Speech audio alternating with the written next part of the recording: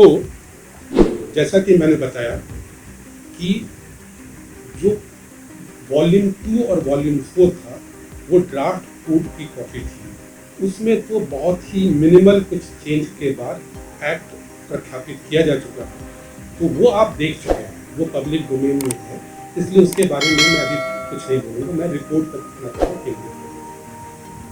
आपको मैंने बताया कि वॉल्यूम 1 और वॉल्यूम 3 क्रमशः हमारी रिपोर्ट्स हैं।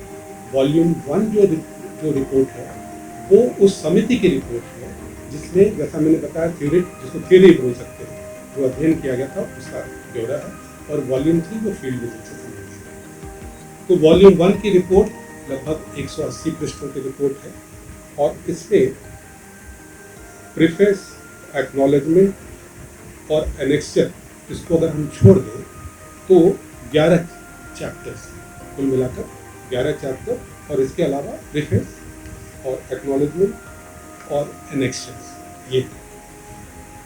अब अगर हम शुरुआत करते हैं इसके चैप्टर वाइज, इसको देखने की कोशिश करते हैं, तो जहाँ तक प्रीफेस की बात है, जब आप प्रीफेस पेज पे जाएंगे, यानी पृष्ठ 1 पे, इस एक पे जब जाएंगे, तो आप देखेंगे कि वहाँ हमने 3 कोटेशन दी है। इस रिपोर्ट में 3 कोटेशन।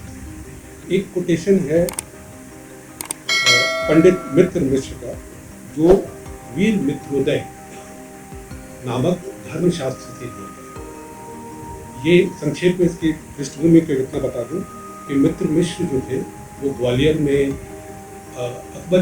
अकबरकालीन ग्वालियर के राजा के यहाँ काम करते थे, और उन्होंने जो धर्म शास्त्र थे उसके आधार पर हिंदू जो लॉज है इसको कोडिफाई करने की कोशिश की। उसमें उनका कोट है, यथा सर्वाणि भूतानि धराधारयते समम तथा सर्वाणि भूतानि विभृत पार्थिवं व्रतम। इसका इंग्लिश ट्रांसलेशन ये होगा कि just as the mother earth gives equal support to all the living beings, a king should give support to all without any discrimination.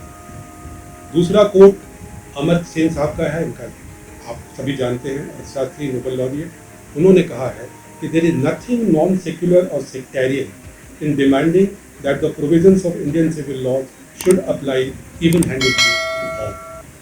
तीसरा कोट आसफ ए फैजी साहब का है, जो मुस्लिम लॉ के बारे में बड़े विद्वान थे, यूपीएससी के सदस्य थे, और उन्होंने एक बहुत ही अच्छी पुस्तक लिखी है, आउटलाइंस ऑफ मोहम्मदन लॉ। ये पुस्तक आज भी मोहम्मदन लॉ के, इस्लामिक लॉ के एक क्लासिक पुस्तक मानी जाती है। उसका अध्ययन भी समिति द्वारा किया गया था। उसमें उन्होंने एक जगह ये कहा है, and another a more feasible one, UCC के बारे में, is permissive legislation which will gradually bring all communities under one uniform law।